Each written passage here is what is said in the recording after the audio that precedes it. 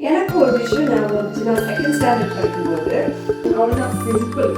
டம் டக்க டக்க டம் இதை வச்சு ஒரு பாட்டே பாடிடலாம். யாருக்குமே சும்மா ஏதோ படிச்சு விடுவோம் அப்படின்லாம் படிக்கவே இல்லை. எல்லாருக்குமே விதவிதமான ஸ்கில்ஸு உள்ள இருக்கு. அதை யூஸ் பண்ணுறவங்க யூஸ் பண்ணுறாங்க, யூஸ் பண்ணாதவங்க அப்படியே விட்டுறாங்க.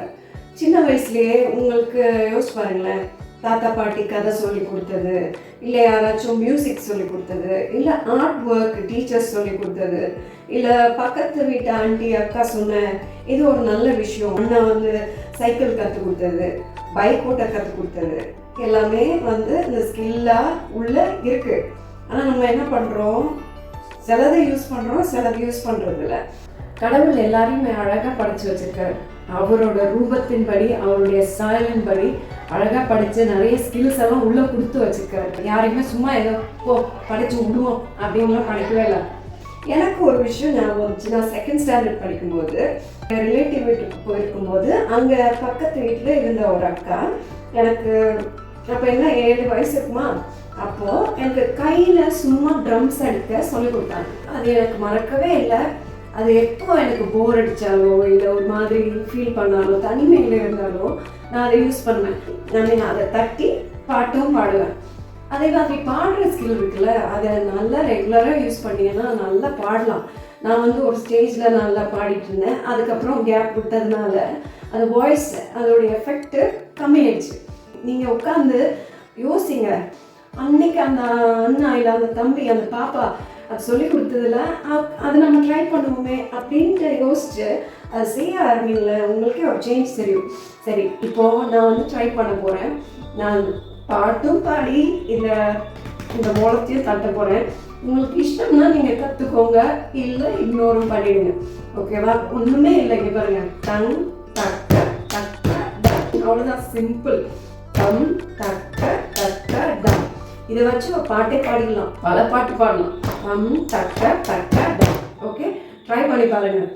பெரியவரனுக்குள்ளே மிகவும் பெரியவரனுக்குள்ளே ஒருவராய் பெரிய அதிசயம் செய்த பெரியவரனுக்குள்ளே ஒருவராய் பெரிய அதிசயம் செய்யும் பெரியவரனுக்குள்ளே ஏசு பெரியவரே, ஏசு பெரியவரே, இன்றும் என்றும் ஜீவிக்கின்ற ஏசு பெரியவரே, வல்லவரனுக்குள்ளே மிகவும் வல்லவரனுக்குள்ளே, வல்லவரனுக்குள்ளே மிகவும் வல்லவரனுக்குள்ளே ஒருவராய் பெரிய அதிசயம் செய்யும் வல்லவரனுக்குள்ளே ஏசு வல்லவரே, ஏசு வல்லவரே, ஏசு வல்லவரே, ஏசு வல்லவரே,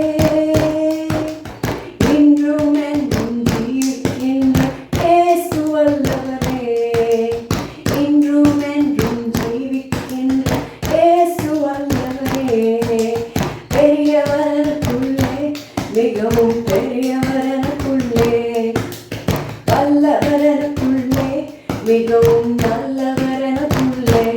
ஓகே, ஸோ டங் டக்க டக்க டம் தான், அவ்வளோதான். இதை வச்சு பாட்டே பாடியாச்சு. உங்களுக்கும் நிறைய விஷயம் உள்ளே இருக்கும்.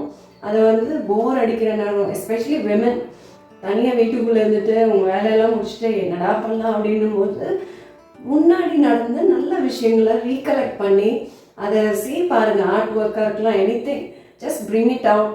ஓகே, ஷேர் பண்ணுங்கள். ஏதாவது நல்ல விஷயம் ஞாபகம் இருந்துச்சுன்னா எனக்கு ஷேர் பண்ணுங்கள். Thank you so much.